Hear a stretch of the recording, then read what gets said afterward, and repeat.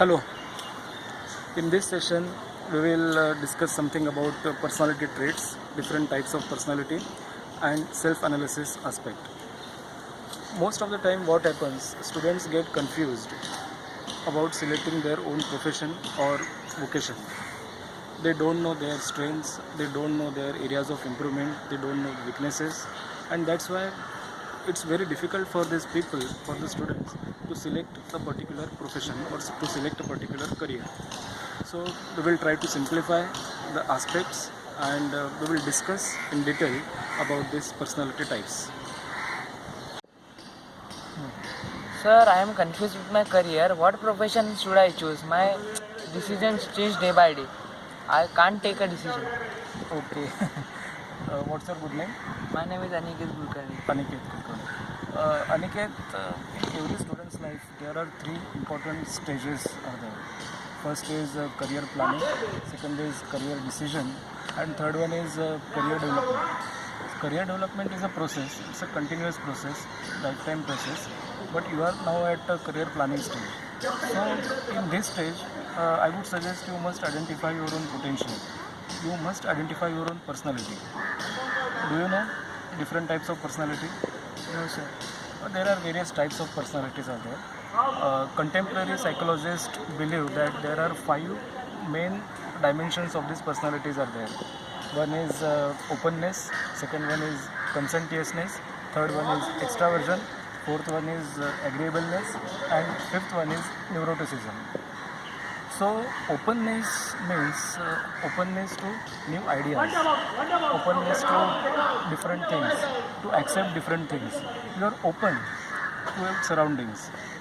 So you can identify your personality type if you are open to new ideas, open to accept new changes, accept new policies, accept new rules and regulations. Then comes into openness. Then conscientiousness. Conscientious people like you, now you have this pre-planned activity. You are not spontaneous this time. Am I correct? Yes. You are not spontaneous present in this session, but you have planned this activity. So these conscientious people always value time. They are very self-disciplined. So you can identify potential about like that. Third one is extraversion. Means high energy levels. These people are very easygoing and very friendly in nature. Fourth one is agreeableness. That means you can't just suspect any other's views. You agree. Whatever expert, whatever your teachers, mentors, or your parents say, you agree to that. Because you have got some respect and don't have any objection. You don't have any suspicion about their thoughts, about their purpose, why they are saying like this. And fifth one is the important factor, neuroticism, which deals with your emotional stability or emotional instability. Negative score in neuroticism certifies that there is some emotional imbalance or emotional disturbances there. Negative score. So if you go to expert or if you go to any psychologist, then in 5-factor theory, this test will suggest it. Afterwards, very simple exercises there. It's a self-analysis. You have got paper pencil with you. Yes. So on one hand, you can write your strength. On another hand, you can write your areas of improvement. I will not use the word weakness, but areas of improvement. The areas which you want to improve in your life. And strengths. What are your strengths? What are your potentials? What are your credentials? What best things you can do in your life? That you should write on one side. This self-analysis is as good as self-evaluation, introspection. You are able to know your inner potential and inner credential, how good you are, and in what sense good you are, in what aspect you are good, what you can do better. Is it okay for you? Yes, sir. Thank you, sir. And another observation is that there are, if you observe in the society, there are different classes of people you can say. One is mechanical personality, one is what you call is artistic personality, one is social personality, one is conventional personality, and one is investigative personality. So by observing this, you can somehow 80% or 90% identify your own personality, in which category you are the most suitable, in which category you suit. Suppose mechanical personality is there. Mechanical personality in the sense, these people always play with the machines. They like to play with the machines. Suppose there is some toy, some engine is there. So they are very curious to know about the mechanism. If any other person who doesn't have mechanical aptitude in him, suppose you ask that how machine starts, how that toy starts, he starts that like this because he don't have any aptitude about that.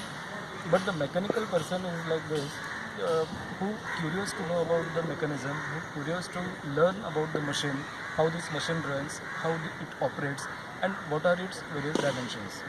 So this is one type of personality. Second one is investigative. Investigative persons, you might be knowing that they are very good to solve maths or science problems. They want to do thorough investigations. They want to find out root cause. What is the root cause behind any certain problem. They want to apply logic. So any field related to numerics, any field, banking, insurance, actuaries, share market, or some investigating agencies, these people are very comfortable in that. They don't want to work superficially. They want to do research-oriented work, thorough research and thorough investigation. Then another type you can say social personality. Social personality means these people are very friendly.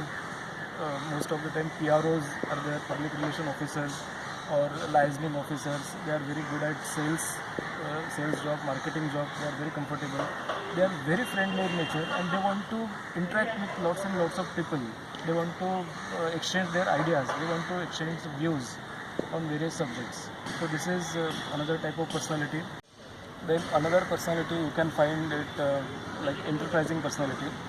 They want to become leaders. They don't want to work under anybody. They have their own lifestyle, they have their own thinking, and they want to rule to the society. They want to struggle for their own identity. So they are very enterprising nature. Mostly businessmen follow in this category. Entrepreneurs or businessmen follow in this category. Then another type of personality is conventional personality. Means these people are self-disciplined as far as somewhat orthodox. They don't want to change the rules and regulations. Suppose there are some traffic rules are there. If you are driving without license, so this type of personality will not find that they are driving without license. They want permit. Without taking this license or permit, they will not drive on the road. So this is the typical category of these people. So 5-factor theory we have discussed. OCN it is called, openness, conscientiousness, then extraversion, agreeableness and neuroticism. Then second aspect is self-analysis, which you can do on your own. And third one is observation of different types of personalities, mechanical, investigative, then conventional, social, enterprising, or some few observations. Now you can find out you are suitable in which career, which personality type you possess, which qualities you possess, and accordingly you can choose your profession or career with help of expert. Thank you. Thank you, sir. So students, this was informal session about career planning, self-analysis and 5-factor personality traits. So wish you all the best for selecting your career. Do well. All the best.